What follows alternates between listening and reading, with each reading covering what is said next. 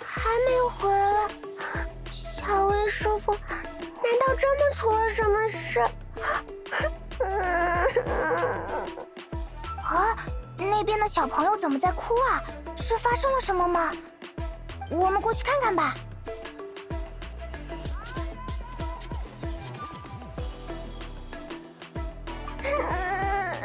是夏薇师傅，他说要去那边采火山晶石，但是到现在也没回来。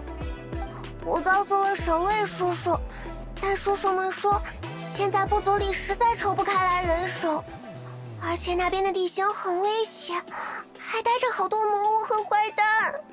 他们只能先尽量筹备着，等准备好之后再去营救夏文师傅，但那样就来不及了。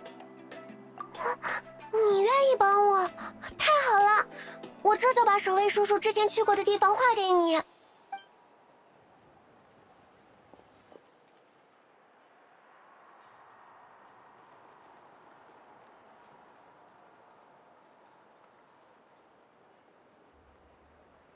守卫叔叔们说，这可能就是夏文师傅待过的地方。说不定他会被迫跑到了冯颖珍附近。如果是那样的话，拜托了，大哥哥，救救夏文师傅吧！